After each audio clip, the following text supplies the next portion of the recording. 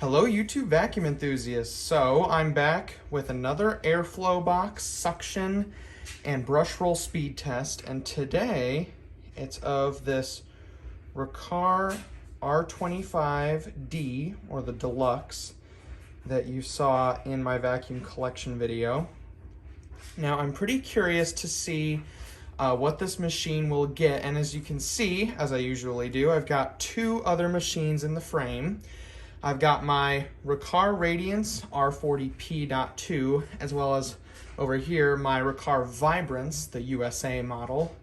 And both of these machines, I'm kind of interested to see how the R25 is going to perform when compared to these machines, because thinking about the R40P.2 in clean air motor only mode, it was right around 83 or so CFM, and the Vibrance over here in clean air mode is right about 63 CFM. So obviously I expect the R25 to be somewhere in the middle, hoping for higher rather than lower, but obviously we'll have to see, since this machine just has a clean air motor but does have a separate brush roll motor in there, unlike the Vibrance. As you can see, the bags on the left I have propped up on the Vibrance right there. Those are the genuine Riccar HEPA bags that I'm using. So we can get the best measurement. There's a brand new bag in there. So let's go ahead and get started. Our first measurement is going to be all bags and filters in with the brush roll on high speed. So here we go.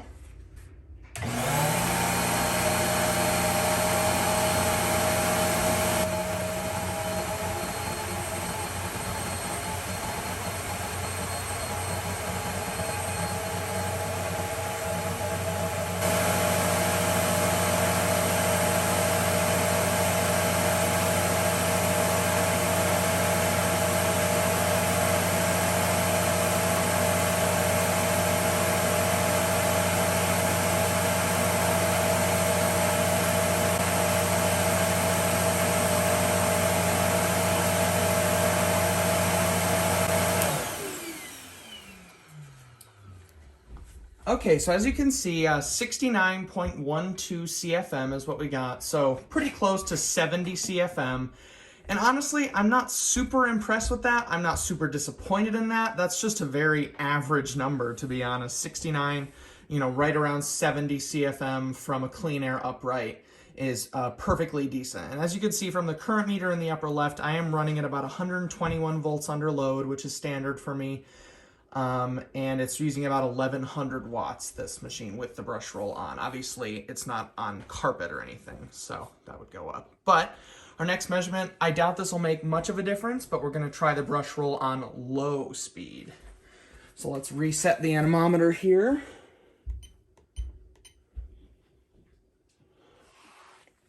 There we go. And this will be, again, all filters and the bag in, and the brush roll on low speed.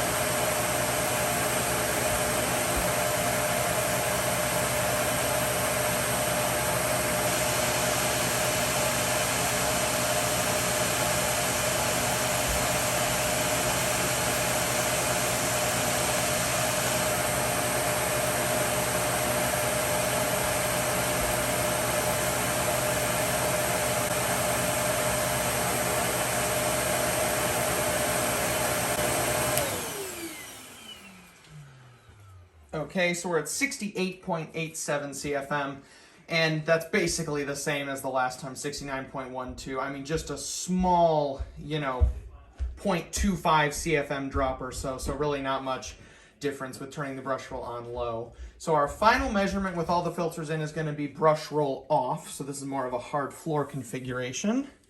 So let's go ahead and reset the anemometer here and do our final measurement. This is all filters and bag in with the brush roll off.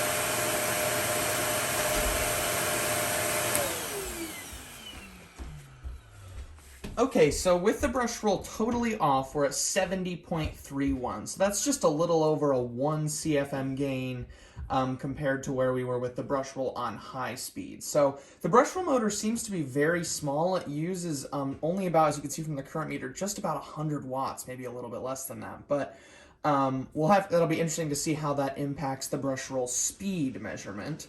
But next up, we're going to go ahead and take out all of the filters in this machine and see what kind of difference that makes. So let's go ahead and take all the filters out.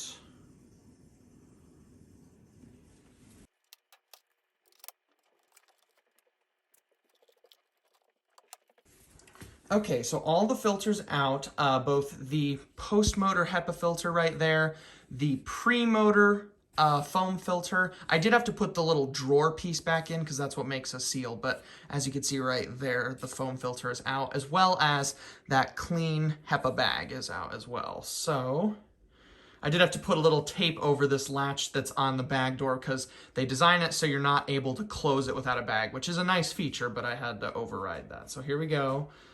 We're going to start with brush roll on high like usual, and then work our way down to off.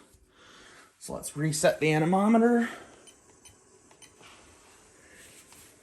And away we go. This will be no bags or filters with brush roll on high speed.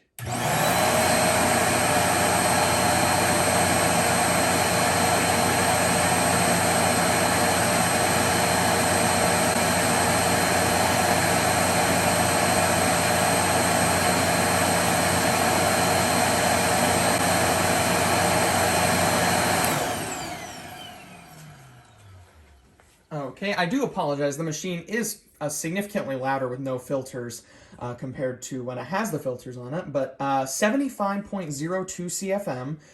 So that's a little less. It's actually about a 5.9 CFM increase or so from our 69.12 measurement that we had. So that's not too bad considering that it's got a full HEPA filter and that pre-motor filter as well as the HEPA bag. So about a 5.9 CFM increase. Then we're just going to do the brush roll on low and brush roll off measurements in succession, since these aren't going to be hugely different. But next up, this will be brush roll on low.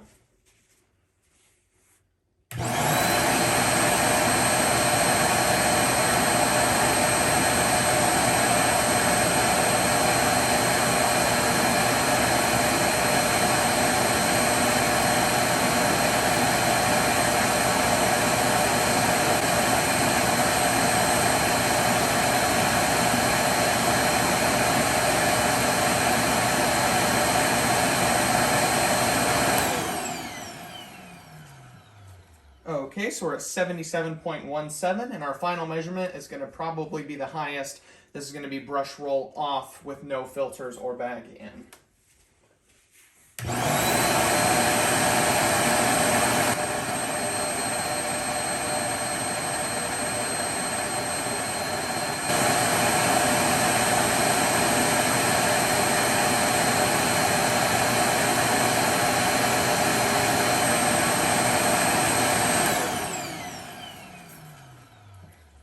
Okay, so 78.62, which it did go up pretty significantly. If I remember, we were getting around 71 with the brush roll off with all the filters and bag in. So that's, a good over 7, probably about 7.5 CFM increase from this. Now, the one thing I'm going to wonder is that this HEPA filter could probably use a replacement. This is the one that came with the machine.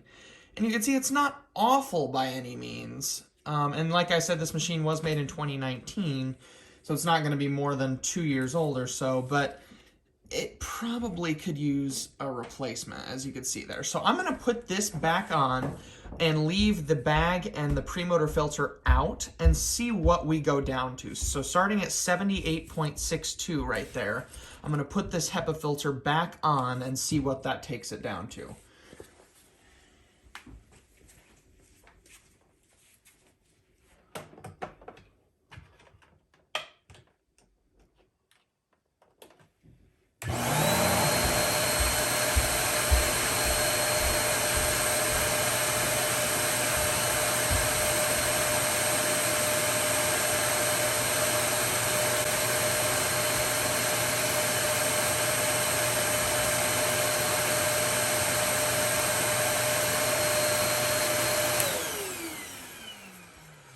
So just as I suspected, that seems to be the culprit. So we went from 77 or so back down to 71.38. So I'm not sure what a new HEPA filter would do, but I'm sure you can assume that a new HEPA filter on there would perform better than this one. So take the test with the HEPA filter in, take that into account, since it could probably do a little bit better with a brand new HEPA filter. But compared to the measurement that we took with the HEPA filter, the bag, and the premotor filter in, it's basically the same. So that's good. That means the bag and the premotor filter are clean and they're not drawing down the CFM very much. So that HEPA filter, I'll probably end up getting a new one.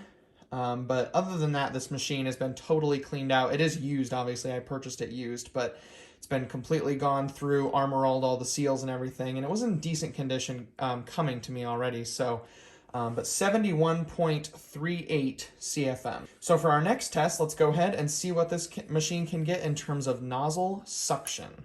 Okay, so here we go.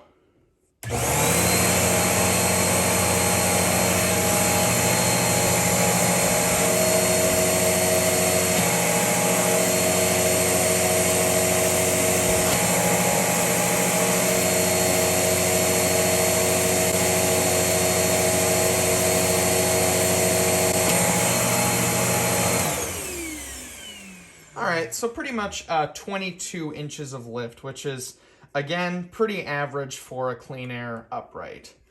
So let's do, next we're going to do some quick tool airflow and suction tests from the hose. Okay, so we've got the hose set up right here, and I finally got around to making a cone out of cardstock so I can have the vane for my GM8901 gently receive the airflow. So that's perfect. So let's go ahead and see what we can get in hose mode.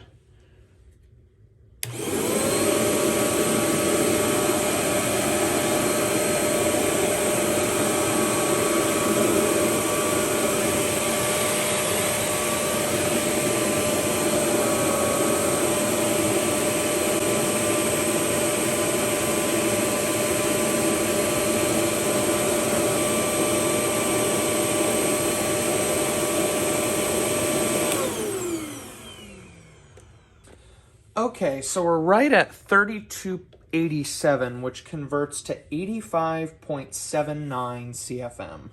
So again, that's just pretty average from the hose, but that does really put it in context. Its performance at the nozzle isn't actually that bad, considering it's at about 86 CFM here at the hose. And then obviously at the nozzle, it's right around the 70 mark. So a 16 CFM loss going through this wand and then all the way through the nozzle tubing and everything really isn't too bad. But about 86 CFM from the hose. And then let's go ahead and do, for our last attachment measurement, we're going to do suction from the hose. So here we go with suction from the hose.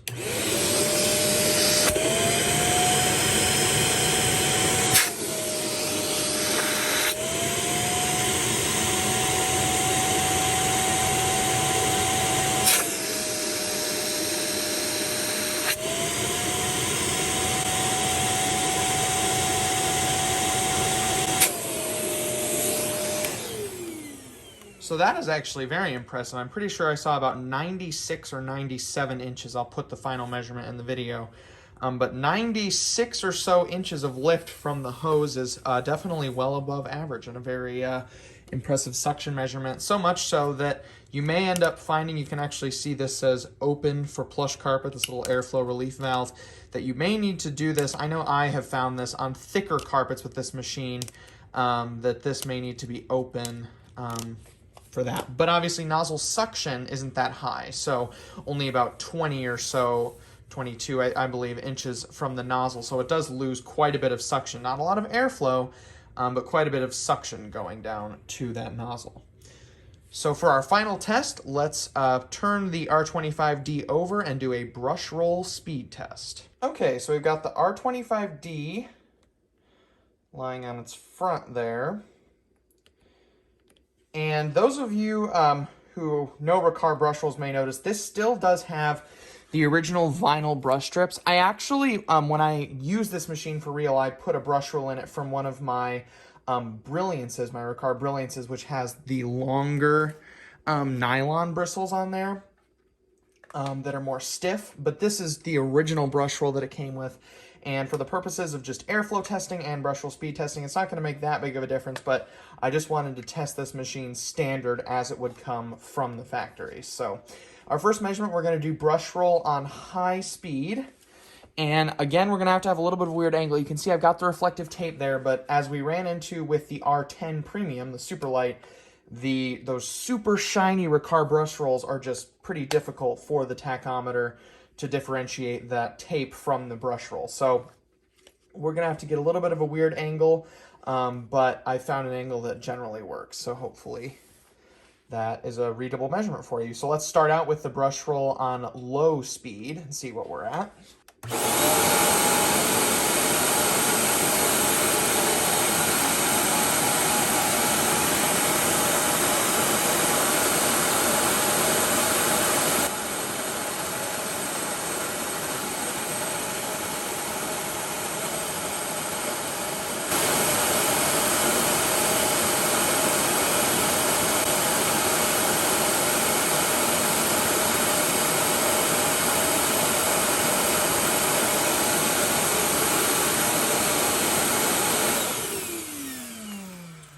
Okay, so I'm going to call it at about 4250 or so. I do apologize. It was still jumping around once I got it into the 4200s. It was still fluctuating quite a bit from probably 4200 to 4280 or so, something like that. But 4250 is probably a safe measurement. Now for our final brush roll test, let's go ahead and put it on high speed, see what kind of a difference that makes.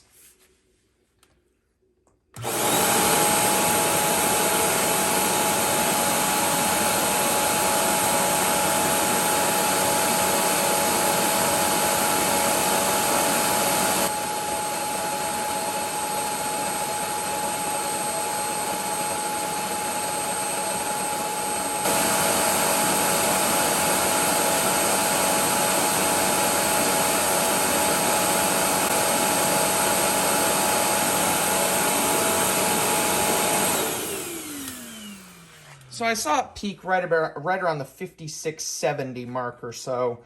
So going from about 4250 to 5670, that's about a 1400 RPM increase going from low to high speed. And that's just a pretty average measurement. Not too fast, not too slow. That kind of jives with how the rest of this machine has been going, but just a lot of average measurements.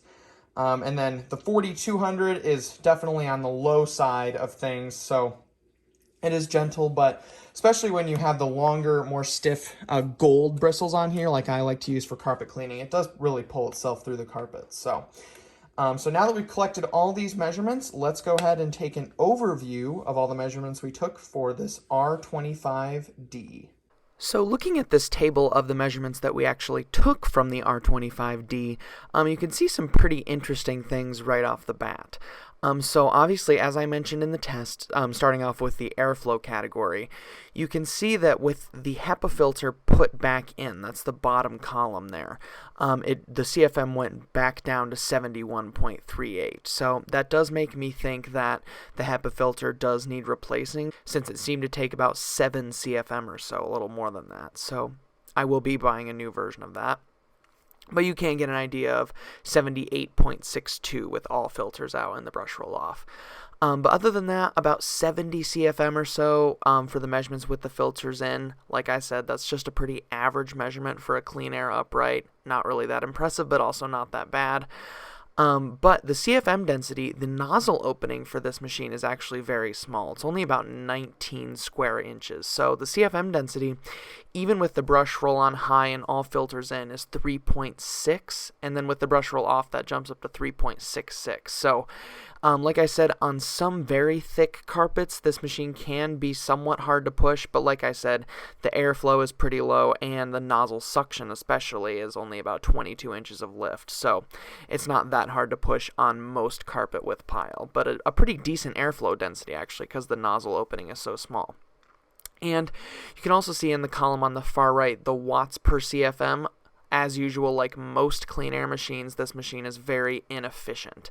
It takes, you can see 16.02 watts, or right about there, for watts per CFM with the Brushroll on, and then with the Brushroll off with all filters in, it's right around 14.5 or so. So that's very inefficient compared to all of the other direct air machines that I've tested thus far.